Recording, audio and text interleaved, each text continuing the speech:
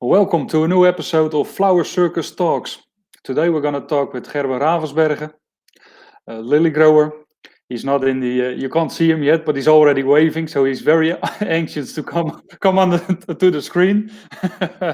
It's a very special lily grower, or it's a family business. They do it in a very special way, so I'm quite curious what he has to tell us all about his company. So let's invite him because he keeps on waving. Gerben, welcome. Thank you. How are you? I'm fine. Yeah. Yeah.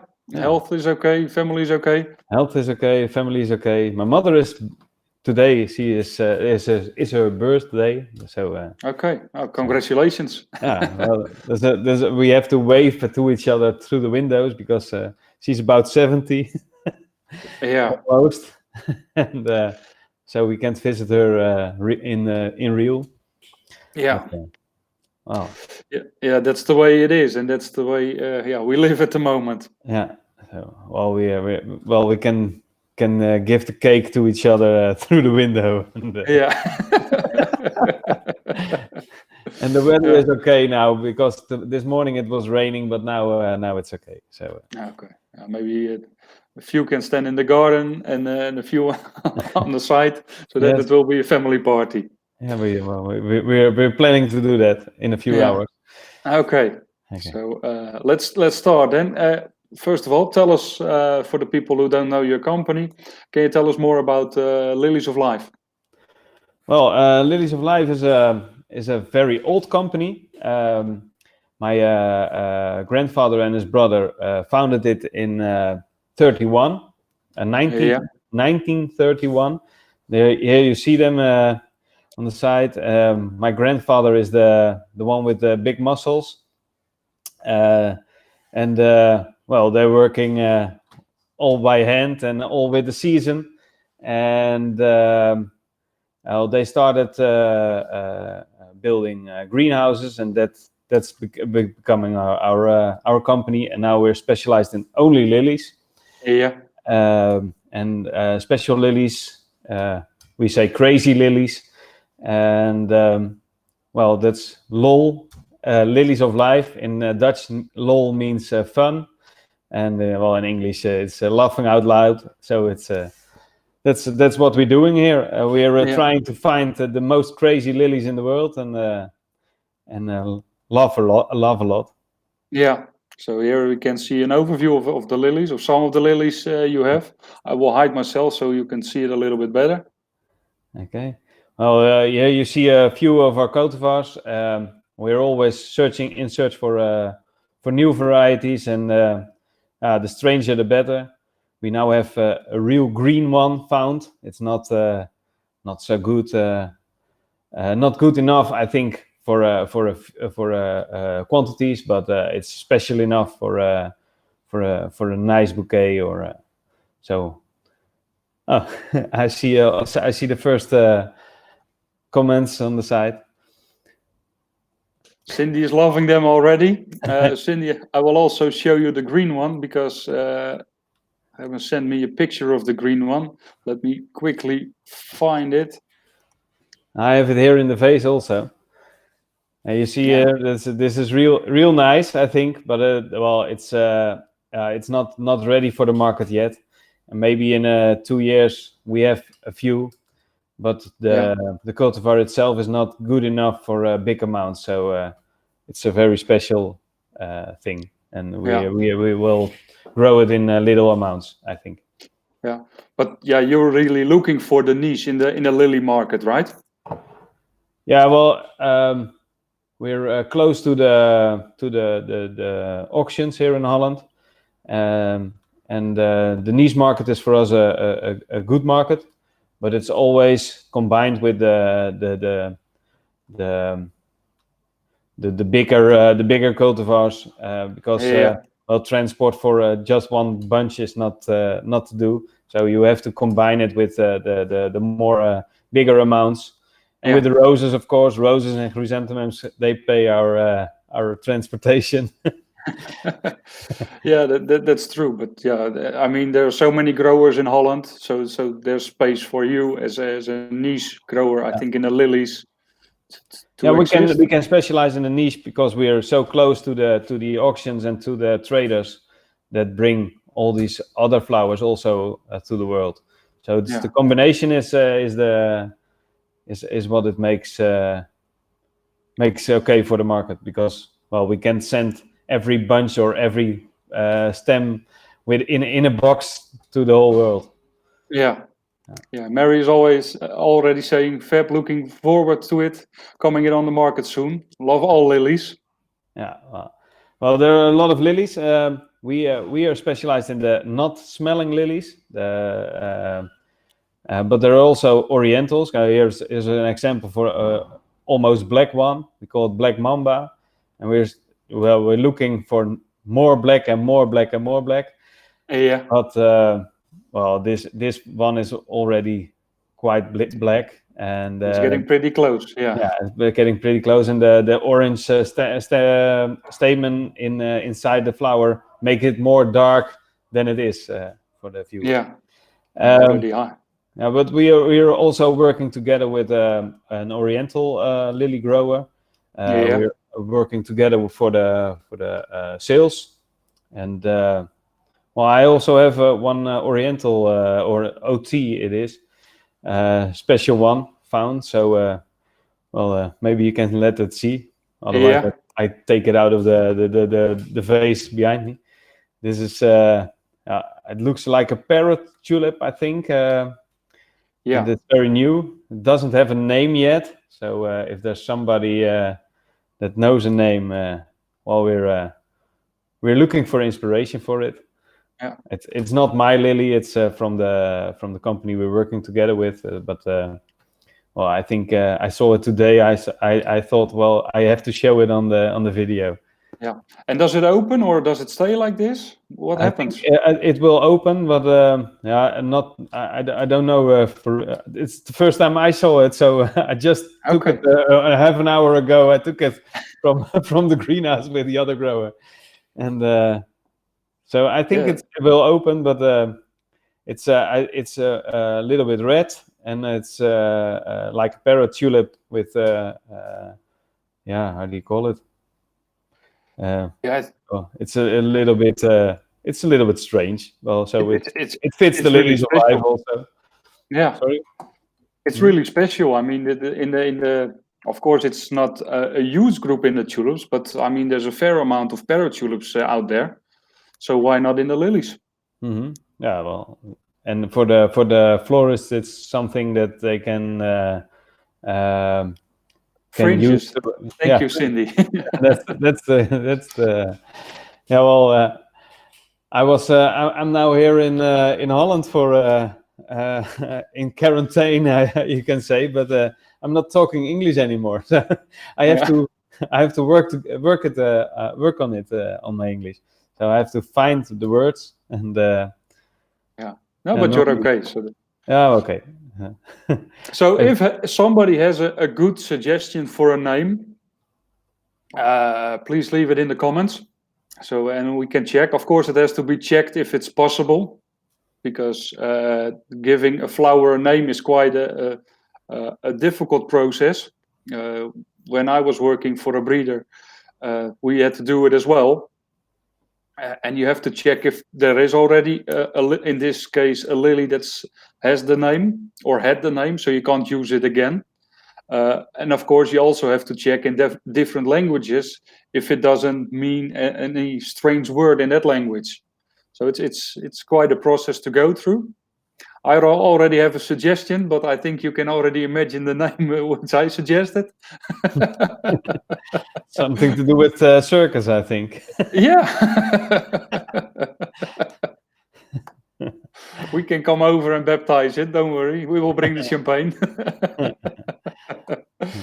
You can see. Okay. Well, we take it with us. It's we just use the names that they are called for inspiration, but I don't know. Maybe it's becoming something totally different. But this cultivar is definitely coming up on the market for next year, I think. Okay. Yeah, the names actually you choose, or maybe you're not choosing it, but you've got quite some special names for your lilies, which really stand out, and which you also use on the sleeves of the lilies. Yeah, well, we use the names on the sleeves because lily has a very good is very good in the vase because it's transported close. Yeah. The buds are closed, and that's also a problem with selling the lilies because nobody can see what it's becoming. Yeah. So people have to know what it's becoming, and that's the picture we put on the sleeve, and also we put it in a little bit in the name what it's going to look like. So when there are dots on the sleeve or on the lily, then you don't see it when it's closed, and then we have a line that's called Spotify, for example, and here you see a picture of Corleone. It's blood red. Everybody knows why Corleone and blood red have to do with what they have to do with each other. So it's a little bit corny. It's not for the consumer, but the trade, the salesmen for the traders. Well, they sometimes they're a little bit blind, so they can understand like what we mean. And the florists also work with it, and they see before they unsleeve it what it is. And I think in every flower shop the sleeve is wrapped away immediately, but when the florist knows what it is, then it's coming okay. That's the most important thing, I think. But it's good to think of that. And we work more and more not with the communication on the sleeve, but more in a label, so the florist can also use the label when the sleeve is off. Yeah. Okay. Great packaging. I think it would resonate well with the consumer. Oh well, maybe we see now that the online market is coming up from grower directly to consumer. So maybe we can use the same sleeves, but the specialists tell me that my sleeves are not consumer friendly. Yeah. But I think it also depends on the market and the type of flower shop. I mean, there are flower shops selling by the bunch and flower shops selling per stem. So if it's per stem, they don't have a sleeve. Doesn't matter which flower it is.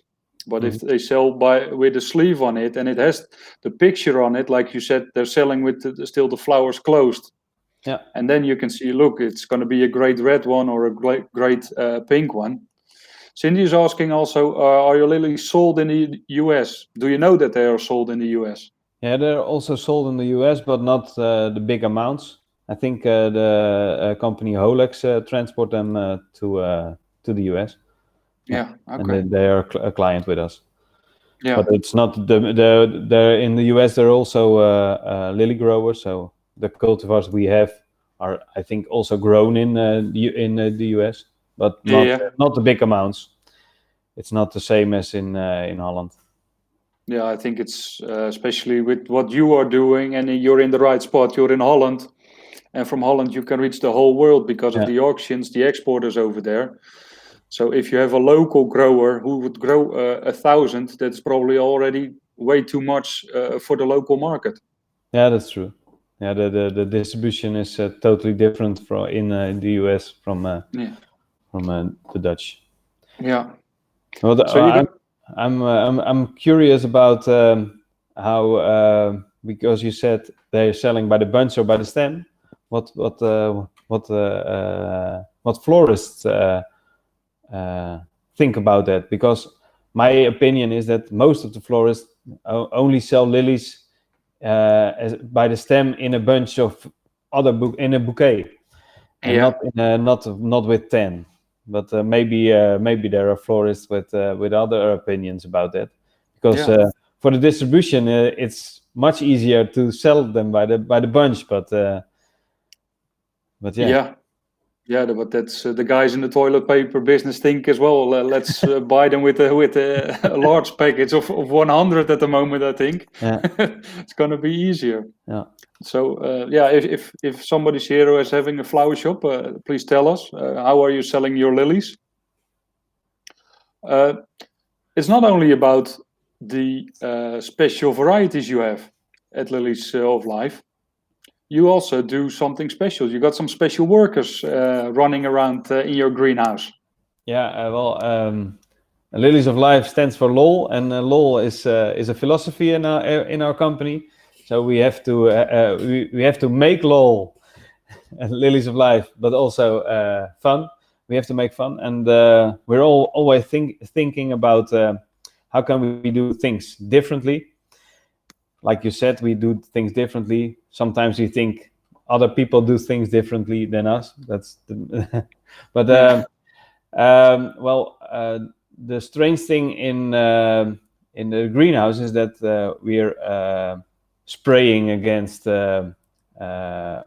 herbs in the greenhouse, and spraying is also not good for the lily. So we were looking for something that was not damaging the lilies, and we thought, well, what about chicken? Maybe they eat the lilies, but we had to try it, and now we have quite an amount of chicken in the greenhouse.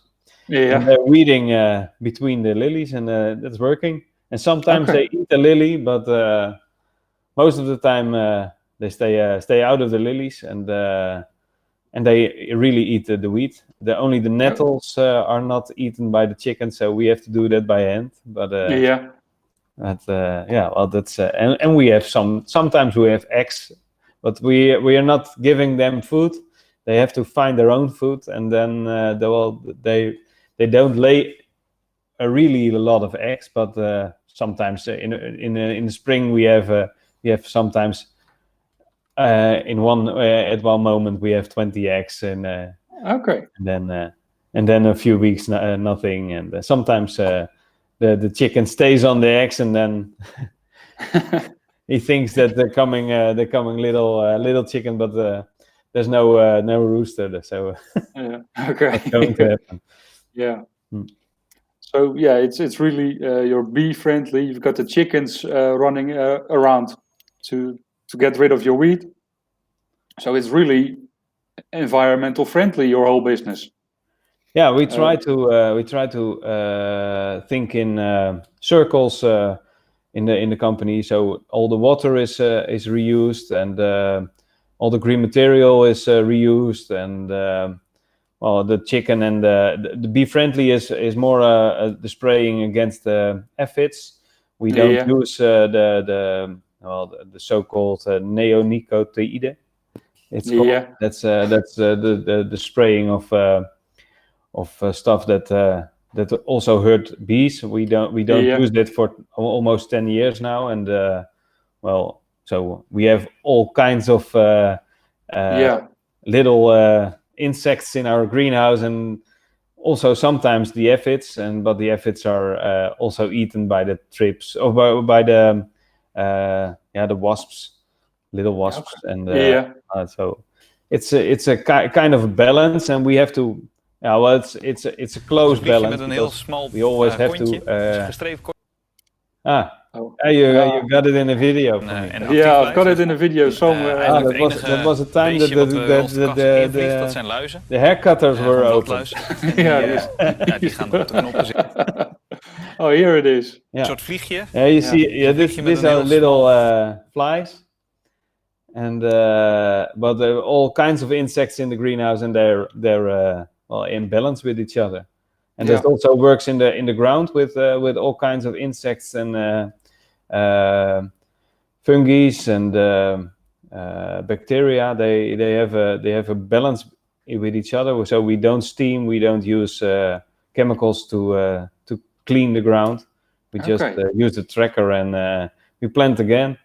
Yeah, you just make sure you got a microclimate and everything's working in harmony, actually. Yeah, and it's it's not science, because I think these processes take too long to make real science for it. But it's real green finger feeling. We're now working 30 years without steaming the ground, and we don't use chemicals for the fungi in the crop anymore. In the ground, sometimes we have a little bit problems, but we can't use anything against it. So we have to make the balance better. So and that's working. Okay. Yeah, actually, the fun thing was when you started out with the chickens, you were on national television. You were, I think, in all the newspapers because it was something really special, or people thought it was really special. So it was really nice to see. I don't think I was the first with chickens, or I really know I wasn't the first, because I stole the ID from somebody else. But we were looking for how to keep the chicken in the greenhouse, and how to keep them from the lilies, and we were looking for people that know about chicken, and then we found an organization that saves chicken from the industry. When they're laying eggs for the industry, and then after 1.5 years they are into the soup, and there's an organization in Holland. It's for real. They save these chicken, and they buy these chicken from a farmer. And we have our chicken. We get our chickens from this foundation, and this foundation is that has a lot to do with the people on television. So that's what was, I think, why we're hot on television. Yeah. Chicken. Yeah.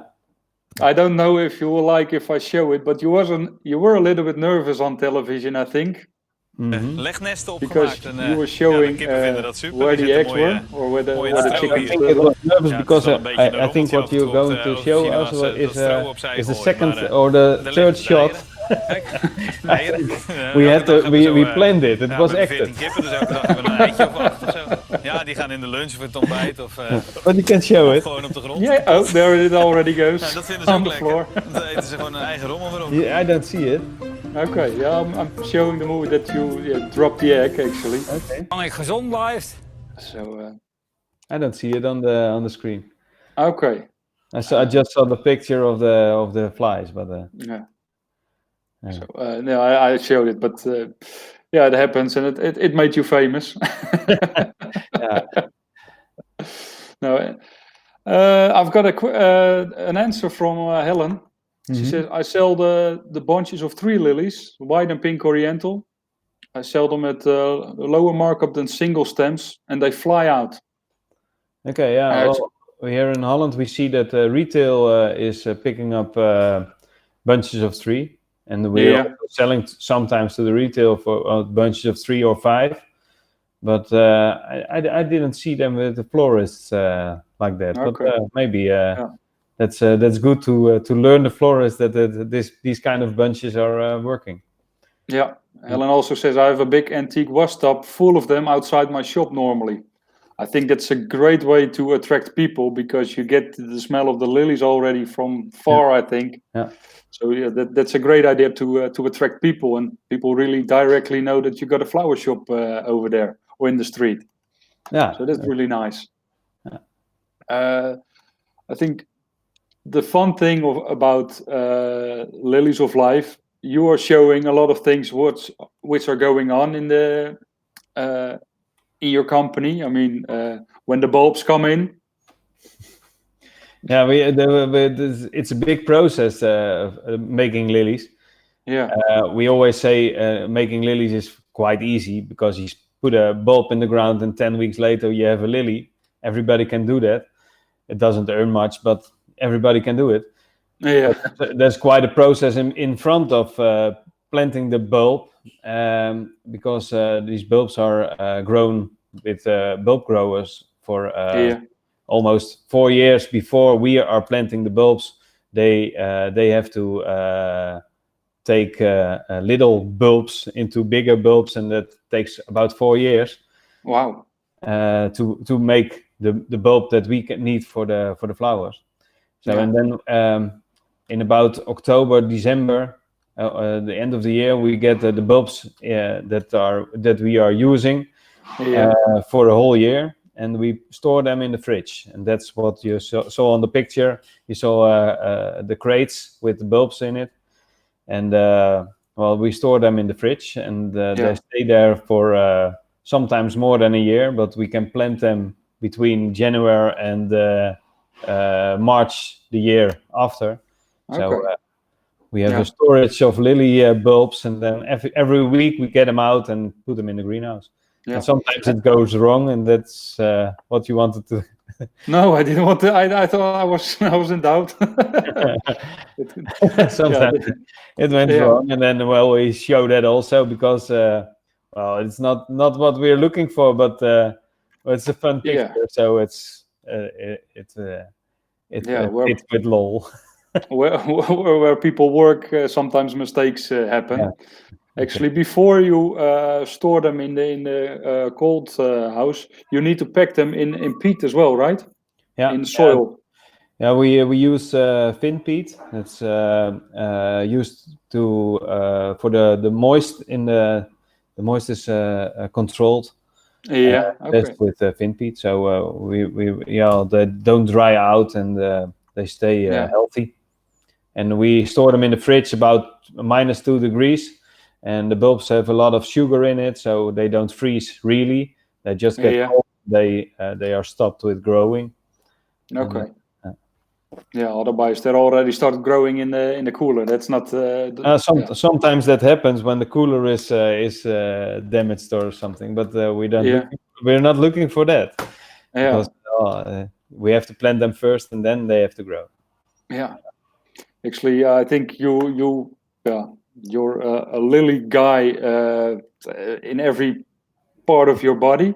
I mean, you even wrote a children's book about flowers, about lily. Yeah. And I think you can still order it, right? Yeah. Yeah, I've heard a Dutch version, but you have the picture of the English version. Yeah. I wrote it with a colleague of mine, but also a colleague of you. Yeah. And the pictures we didn't make ourselves. We had a professional artist, we can say, Liz Meester, and she made the pictures, but we made the story ourselves. And John, he's there also.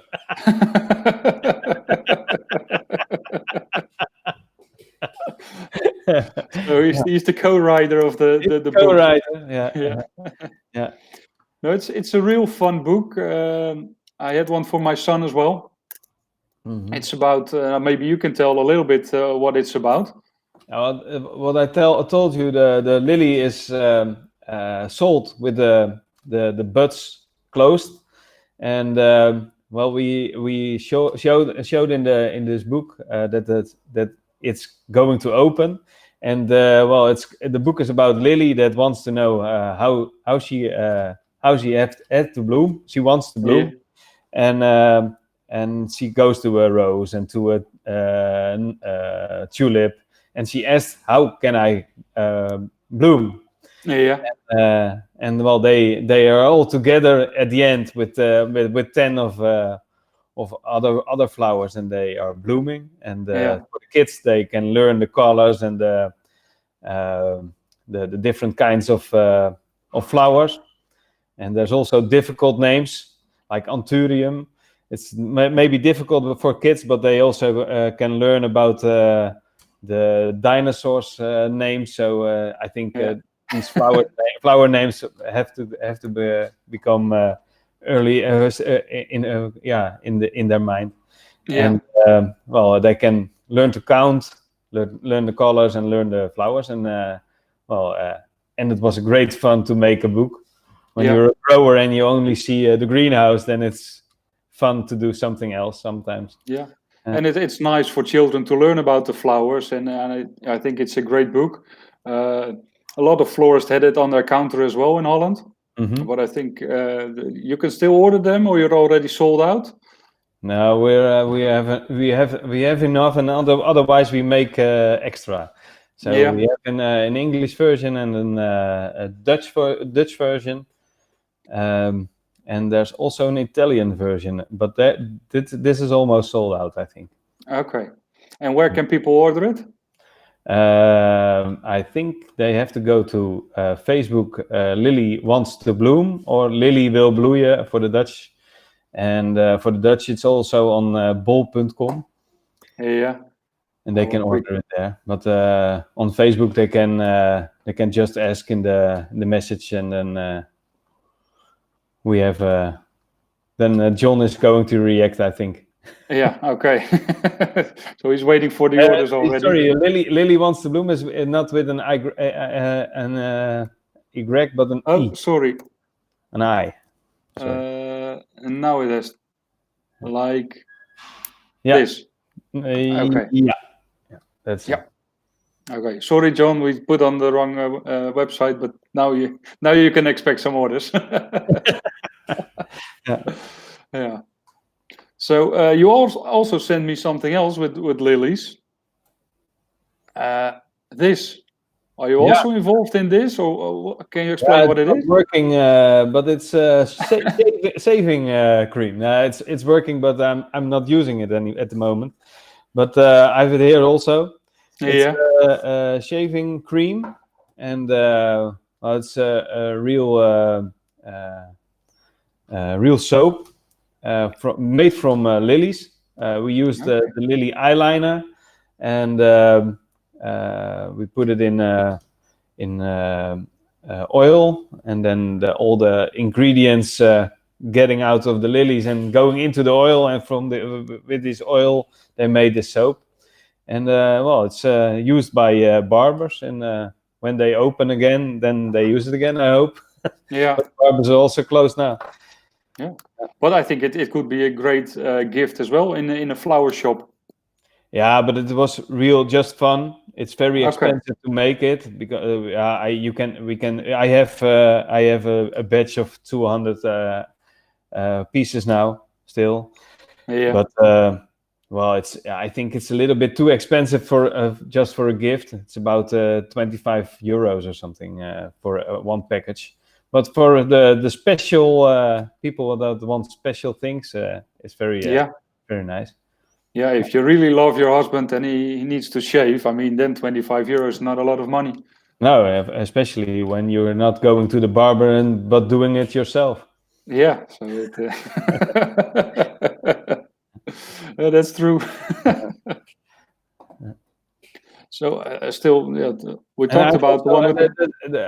I'm working on something new with Mr. Lilium. That's can you see it here? The balm. Yeah. Oh yeah, it's. You see here also the leaf is on it, but it's just a work in progress. I want to make a balm that for men that you can use for everything. So you put it in your hair or on your muscles or on your face, or it doesn't matter where. It works for men. Okay. Oh, that's a good one. You can send me one as well when it's finished. Maybe I will get some hair. You want the shiny one or the? No, it's already shiny. So. Okay. No, but that's something we see happening more and more. That people are extracting the oils out of the flowers and try to make something, some soap out of it, or other things.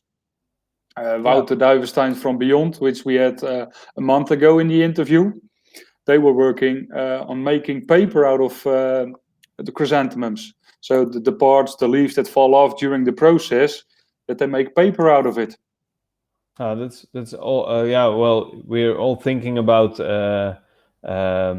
circular economies. Yeah. But there's also a lot of good ingredients in the flowers we use, and when we can use the how you call the reststroom, the parts. Yeah. The parts that we don't use for the flower, or we don't use in the flower shop, and we can use it for some other things, like the bulbs that we leave in the ground, or the stems that are cut off, or the leaves then we can use the ingredients. And well, that's, I think, giving something extra, because otherwise you have to throw it away, and then it's going to be compost or just garbage somewhere. And when you can use it in a product, then it's maybe it's adding value to your own product, or it's adding value to somebody else's product. And a lot of flowers have very special ingredients. Otherwise we have to make that synthetic, and now we can make it real green ingredients. I think that's very important, and I think you can see it already going on in the world, that people are asking for that more and more. I think we all know, we all know about the herbs that we also grow as a flower, that we use it in tea already, or it helps for all kinds of diseases. But for a lot of flowers like lilies, I think we're just in the beginning of the process to understand how it can help, and in which way it can help as well. The oils getting out of the stems, things like that. So it's great that you're doing it. And also, I don't want to make it a tell-sell thing, but where can we buy the Mr. Lilium? The Mr. Lilium at the moment only with me, I think. Okay. I'm the only one that has them, but we're not in real sales. But people can call me or email me for a few boxes, but we don't have them a lot. Cindy is actually saying retailers are looking for new ways to sell flowers as men's gifts. Maybe create sample packages of the balm that are attached to the bunch of lily sleeves. Yeah, that's great. Because, we also tried it a few times, but that's the difficulty is in the total chain of flowers here in Holland. Like I explained in the beginning, we have to send our flowers with all the other flowers, otherwise we can't cover the whole world. And the chain of flowers now is not totally fitted for extra products or total concepts, and that's maybe a chance. Maybe it's a difficulty that we have to overcome. But I think it's a great idea. I also worked with a few people that have a shop for men clothes. And, they have it on the counter, and then it works, because you have to put it on a counter somewhere, or in a total package, total concept of flowers and Mr. Lilium, or with the barber and flowers or something. No, I think it's a great concept. And Cindy, if you want, I can give the details of Gerben, and you can work something out, because like Gerben is explaining, the chain is quite long in Holland. A lot of information is getting lost along the chain. This is something we need to work on. That's something I think people already understand that's going on, and at the moment we've got some time to think about how we can maybe not even shorten the chain, but to talk better with each other, what people want. Because I think more than ever now people understand what they want. So we only have to bring it to them. And I like the idea of a male bouquet, giving the shaving cream or things like that attached on a bouquet. I know somebody who's very creative in Holland who made bouquets with bracelets in it. And the bracelet was actually more expensive than the bouquet, but the bouquet, it was fantastic. And it was, if you give it away, the bouquet was quite big, so you give away a real gift. We have to wave to Alison. Alison is there, I see. Okay. Hi, Alison. And congratulations with your birthday. Happy birthday, Alison. The same day as my mother's birthday. Yeah. So, Alison, you don't. Maybe Alison, we will make sure you get also the books. I think you already have them. If you don't have them, we send it for you for your birthday. Alison also already had everything. Yeah. But I think to create new things with bouquets, to add value to it, I think it's. I don't know how it is in other countries, but still I can hear a lot of people in Europe saying, okay, the sleeve or the packaging can't be more expensive than the flowers itself. Mm-hmm. But why not? Yeah, that's. I mean, if it adds value to the flowers, now we're only looking at a cost price. Yeah. Do growers in Holland have any direct-to-consumer drop shipping? Well, we're working on it more and more. I think there's a great opportunity, but well, we also need the flower shops that let people see new things, because otherwise they only buy the roses and the things they know. Yeah. Tulips, but we have to. Well, it's not only flowers; it's also a lot of creativity in a bouquet, and maybe we can make the creativity of the consumer a little bit bigger, but we also need the creativity of the florist, I think. Yeah, no, especially I think with your product, you need a specialist as well to sell it. Yeah.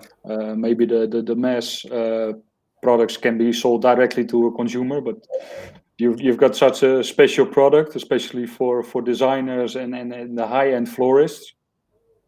Yeah, but when we look at the food chain, people are more and more specialists themselves and in their own kitchen for the weekend. Yeah. And well, I think that's also possible with flowers. You can buy a bouquet with a florist that's as the specialist, but people can be, the consumer can also be more and more specialist, and I think it's good for the total flower consumption and good for the people themselves. Yeah, there was flowers are making them happy. Yeah, giving them lol. Yeah, there was actually a well-known futurist or a designer in the clothes industry, and she was telling people are going back to making things themselves. It doesn't have to look very nice, but they are going to make their own dress or make from I don't know, from a jeans they're going to make a short, things like that. So people want to do more things themselves again. So I think that's a chance as well for a lot of florists as well to make ready-made packages, so people can make the bouquet themselves at home. Let them be creative. I mean, then they're really happy with the bouquet because they made it themselves. They can tell their friends they made it themselves. Yeah. Alison is agreeing. Actually, Alison is on the live stream on, let me see, on Wednesday next week. So really looking forward to that. Mm-hmm. But yeah, I think there have to be a lot of creativity also with the consumer, and that's you see that in other industries. You see that more and more. But the closest for flowers is food. I think people getting all kinds of strange ingredients out of their garden, but also from the other side of the world, and they're mixing it together to something new or something they have learned on the internet or. And that's also, I think, possible for flowers or trousers or jeans or everybody can make his own creation. And I think we're going to a society that more and more everybody is unique. Yeah, that's for sure. Yeah. So actually, I will show it again. If you have a really nice name for it, please let us know in the comments, because I think it's going to be a great one. If you have the picture when it's opening, please send me as well. So I'll put it on the Flower Circus Facebook and Instagram, so people can see it again. And also there, I will ask people for their opinion on a name. Mm-hmm. Actually, you're telling a lot about creativity, but you guys, you're a small organization if you compare it to other growers in Holland. But with the names, with the movies you make, you have a lot of creativity, and you wrote a book, so you already got a lot of creativity. Is there something you can help the florist and the wholesalers with to sell more lilies? Phew. Yeah, I'm just dropping the question. Yeah, hoping is not enough, I think. Well, the nice thing about lilies is that there's something happening in the vase, and but it's also the difficulty. So it's all about communication. The florist and we have to tell the consumer and let them show that what's happening when there's a lily is opening. And there are a lot of lilies that smell, but there also or they have an odor, and some people like it. But there are also a lot of lilies that don't smell, and a lot of people don't know that. So we have to communicate about what kind of lily we are selling, because when we say lily, people think a lot of people think about the negative aspects, like the odor or the stamen, or it's used for the graves, and always true, but it's not for all the lilies true. And we have to use them on the graves. We have to use them when we like the odor, and we have to use them when we are fond of the petals and the stamen. But there are also lilies without stamen. I have enough lilies without stamen. I have we call it lilies of life, so it's not only grave lilies. And we all our lilies are without smell. So there are good smelling and fantastic smelling lilies, and there are also non-smelling lilies, and we have to communicate about that. And I think when we communicate about that more and more, and using pictograms or something, then we are going to sell more, because then we let it to the creativity of the people where they use what kind of lily, but they have to know what it's going to be, and it's kind of a surprise. And we have to make, from the surprise, we have to make a promise. Yeah. I think as a florist, you should know which lilies have odor and which doesn't have any odor. I mean, as a good florist, you're the specialist, you should know. Yeah, but it's more and more difficult because everything is crossed between each other. For the florist, I understand that sometimes they don't see it anymore, but their supplier has to know it. And and we as growers have to communicate about what the qualities of the lilies are. Does it have an odor or not?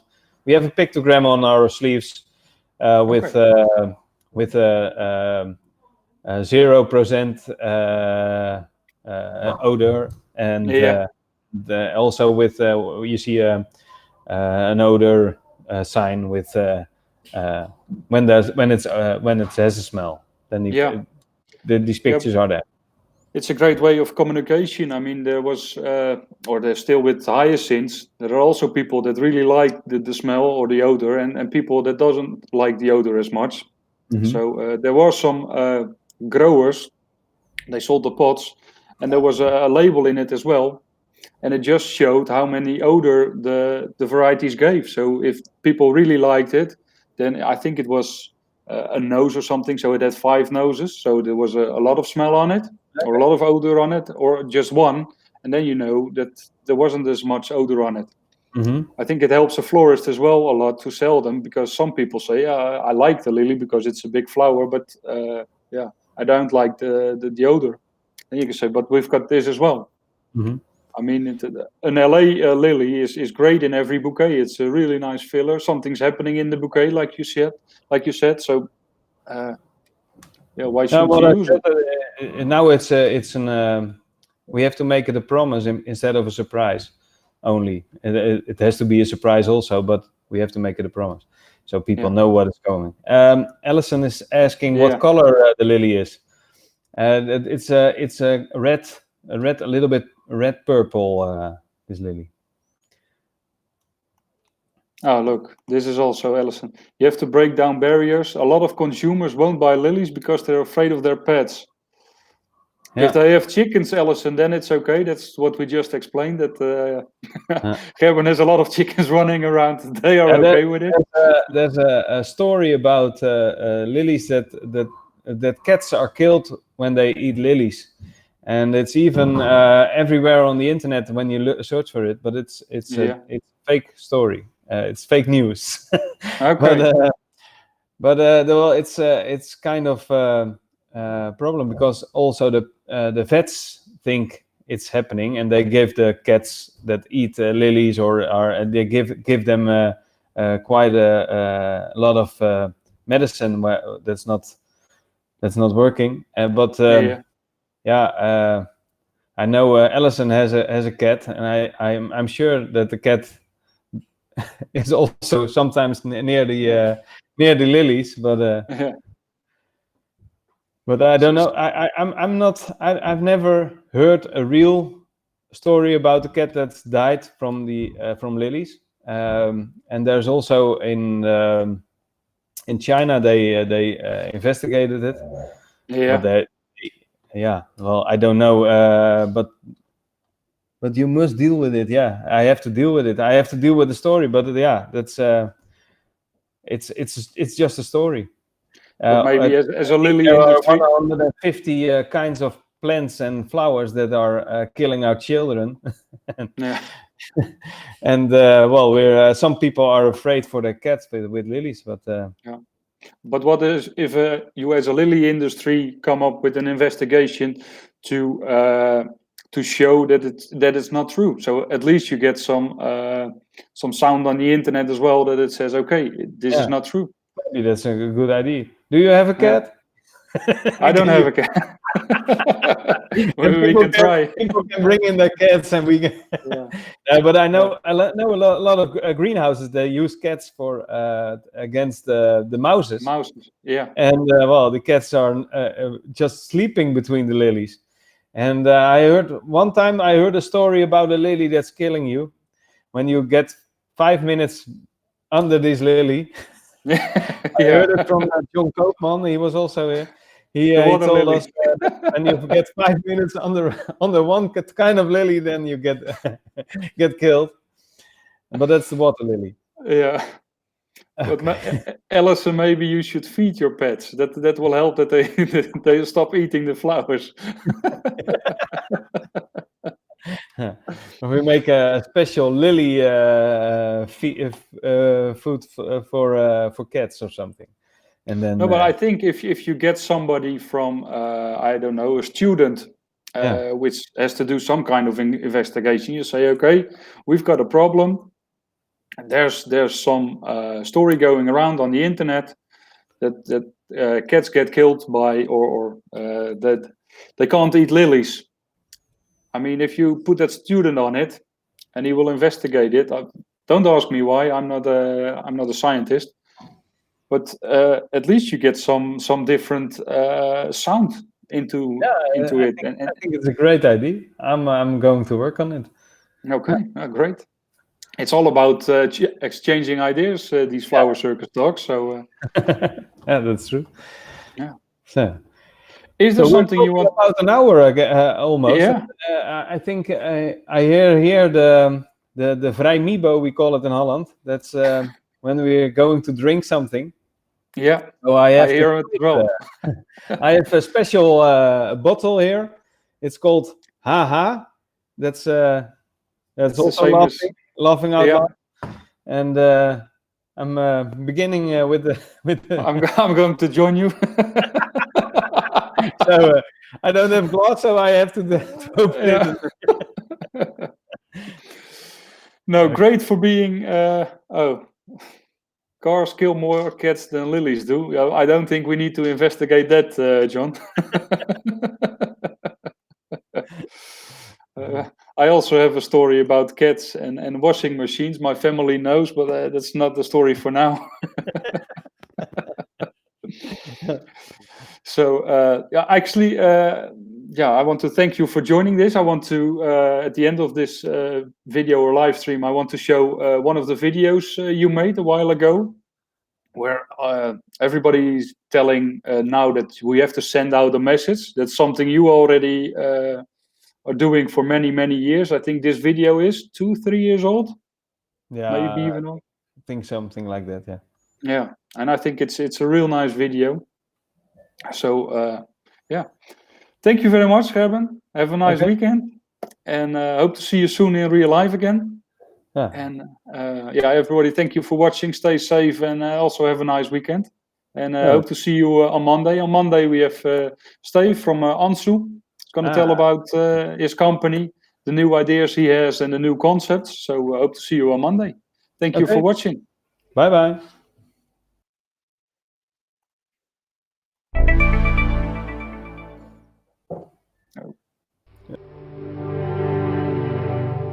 Here's to the crazy ones, the misfits, the rebels, the troublemakers, the round pegs in the square holes, the ones who see things differently. They're not fond of rules, and they have no respect for the status quo. You can quote them, disagree with them, glorify or vilify them. About the only thing you can't do is ignore them, because they change things. They push the human race forward. And while some may see them as the crazy ones, we see genius. Because the people who are crazy enough to think they can change the world are the ones who do.